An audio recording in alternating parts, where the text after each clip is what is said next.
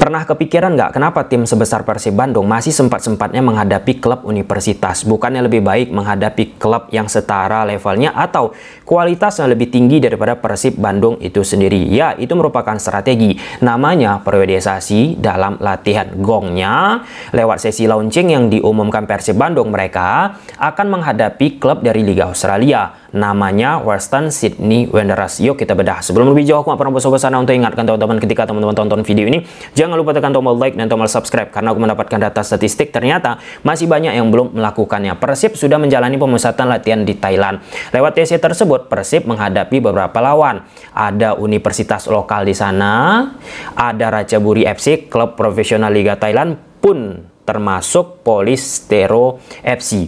Jika kita bicara teori dalam rangka persiapan menghadapi kompetisi, maka seorang pelatih tidak bisa asal-asal dalam memilih lawan. Contoh, tim yang dimiliki pelatih tersebut langsung dihadapkan dengan kualitas lawan yang level tinggi, semisal FC Barcelona ataupun Urawa Reds Diamond sebagainya. Nah, itu tertuang ke dalam periodisasi latihan. Jadi, ada fase-fase persiapan yang sudah diajarkan kepada masing-masing pelatih yang ada di belahan dunia ini. Apa-apa aja fasenya, Bang Tom? Yang pertama, fase general preparation. Ini fase aerobik, anaerobik, fisik dipersiapkan. Pun di fase tersebut kita sudah bisa sedikit banyaknya kalau mau langsung menghadapi tim universitas seperti contoh yang dilakukan oleh Persib Bandung. Kemudian yang kedua, fase specific preparation. Nah, fase spesifik ini sudah ada pendekatan taktikal, drill yang mau ditumpahkan oleh pelatih kepala ke dalam skuadnya. Di fase spesifik tersebut kita pun sudah bisa menghadapi klub yang menengah ataupun levelnya setara dengan klub kita.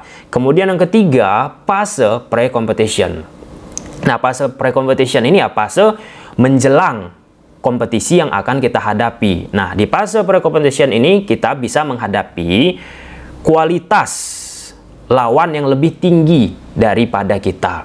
Nah, lalu yang keempat ada fase competition, ya tentu sudah berada di jalur liga bergulir. Di sesi tersebut kita akan menganalisa lawan, kemudian persiapan juga termasuk fisik kita maintenance. Pun yang kelima, fase transisi. Fase transisi ini ketika liga sudah berakhir. Nah, dari fase-fase tersebut apa makna yang mau dicapai? Satu hal penting, ketika liga berlangsung, performa yang dimiliki klub tersebut diharapkan hitung-hitungan di atas kertas sudah berada di peaknya, di puncaknya. Nah, kemudian elemen kedua dari fase-fase itu diharapkan pemain pun tidak kaget. Baik itu dari sisi psikologi, sisi mental, fisik, dan lain sebagainya pun bisa sebagai langkah menghindari yang namanya cedera.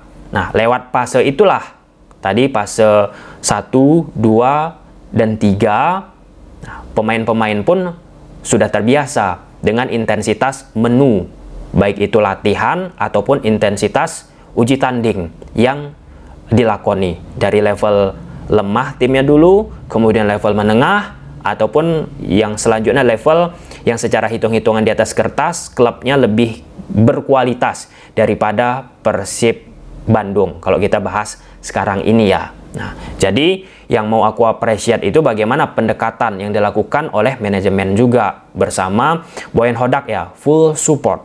Nah, ini kan sebagai langkah upaya yang dilakukan, nggak bisa memastikan ujuk-ujuknya pasti akan juara, pasti akan tampil luar biasa, nggak seperti itu. Ada faktor-faktor lainnya yang mempengaruhi ketika berjalannya kompetisi. Namun jika kita bicara klub profesional, Persib Bandung sudah satu langkah ini karena mereka menjalani secara proper apa-apa saja yang baik sebelum menghadapi yang namanya kompetisi. Nah, jadi sekaligus menjawab kenapa Persib Bandung menghadapi tim lokal, tim universitas. Wah, nggak keren loh Persib Bandung. Wah, mending lawan klub-klub di Indonesia aja. Itu tadi jawabannya. Bukan sekedar tim universitas yang dilihat, tapi makna dari periodisasi latihan. Kalau kita lihat friendly match ini, itu pun bukan yang kita perhatikan menang-menangannya. Ada beberapa item. Yang pertama tentu membangun daya dan ritme bermain. Kemudian yang kedua, mengembangkan organisasi permainan yang sudah dilatih.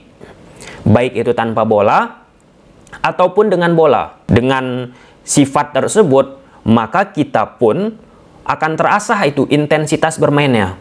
Dari rendah ke level tinggi. Lalu ketika kita bawa ke Liga Indonesia, pemain kita pun sudah bisa secara padu padan menyesuaikan, menyelaraskan bagaimana situasi yang mereka hadapi. Tentu nggak bisa semua klub merasakan seperti yang dilakukan oleh Persib Bandung. Kalau kita bicara level lawan yang dilakoni, mungkin aja klub-klub pesaing Persib Bandung ada menghadapi tim lokal ataupun tim yang secara kualitas lemah, kemudian mereka kedua menghadapi tim yang level menengah ataupun setara. Nah, level yang lebih tinggi ini, nah, tak semua klub bisa merasakan. Beruntungnya Persib Bandung dengan segala daya upaya, dengan segala tindak tanduk, ya aku respect banget dengan manajemen Persib, Pak Adit, luar biasa segala macam pengalaman ataupun treatment yang beliau lakukan di Persib Bandung. Jadi aku ketika melihat cara Persib di TC ini dengan Coach Boyan Hodak membentuk, menempa bagaimana menciptakan harmonisasi terhadap Persib Bandung, luar biasa. Dari sesi TC yang sudah dilakukan oleh Persib Bandung ini pun ada beberapa elemen yang didapat oleh Boyan Hodak. Pertama, yang diharapkannya bisa pemain Persib Bandung lebih konsisten. Jadi dari uji-uji coba ini naik turun Persib Bandung. Nah, itu tadi ketika kita bicara konsisten, kemudian diiriskan dengan fase-fase yang kita bedah satu persatu tadi. Nah, di liga tadilah outputnya keluar. Kekonsistenan itu bisa dipetik oleh Boyan Hodak. Hal normal kalau di fase-fase persiapan masih unstable, masih goyang-goyang. Nah, tapi ada satu momen juga nggak bisa kita elakkan sekarang. Kadang fase-fase ini pun nggak digunakan pelatih elit Eropa ataupun pelatih pada umumnya. Kenapa? Karena ada kaitan sama bisnis, sama menciptakan community, menjaga community. Misal, tim di Eropa sana, mereka sudah menghadapi tim yang level setara ataupun level lebih tinggi, hitung-hitungan di atas kertas. Malah ujungnya mau main kompetisi, mereka menghadapi tim dari Asia Tenggara, tim dari kawasan yang level kualitasnya malah lebih rendah. Nah, itu kan sebagai cara juga klub itu mendapatkan pemasukan lebih. Seperti Manchester United, seperti Barcelona, seperti Man City, klub-klub yang teman-teman favoritkan. Nah, jadi mereka tidak menggunakan fase-fase tadi. Tapi kalau kita bicara eloknya, pasti mereka pun sudah meraba-raba ataupun memaintains bagaimana ini untuk mensiasati fase ini pun tetap terakomodasi. Salah satu contoh Hansi Flick kawan-kawan bersama Barcelona ini kan ya 1 minggu sampai mau 2 minggu lah mereka sudah mau pemusatan latihan. Fase-fase tadi mereka terapkan, bahkan sampai kepada Hansi Flick sempat diprotes ke Presiden Barcelona Joan Laporta. Ada satu momen fase latihannya terhambat akibat jadwal yang tidak proper dilakukan oleh promoternya. Sampai promoter yang ada di Jepang, kan Barcelona sekarang ada di Jepang atau sekarang Korea Selatan kawan-kawan, dalam rangka persiapan ini menghadapi Liga Spanyol. Nah, tapi karena ada masalah teknis yang dilakukan oleh promoternya, terhambat berbagai macam schedule, membuat Hansi Flick pun berang. Karena itu tadi kaitannya irisannya sama fase-fase ini tadi. Nah, kebayang nggak tuh? Fase-fase ini tadi mungkin bisa aja nggak dijalankan oleh tim profesional. Kenapa? Karena jadwal dari persiapan mereka sangat amat mepet, sangat amat rapat. Nah, Optimalnya berapa Bang Tom? Ya setidaknya 2 bulan sebelum kompetisi ataupun ya 1 bulan lah mentok-mentok. Udah oke banget tuh, 1 bulan 1,5 bulan. Udah proper untuk menciptakan output yang oke dari periodisasi latihan yang kita lakukan. Oke, kita lihat nanti gimana perkembangan Persib Bandung juga. Tapi untuk di sesi sekarang, Persib akan di sesi launching menghadapi Western Sydney Wanderers. Silahkan tulis di kolom komentar. Bye.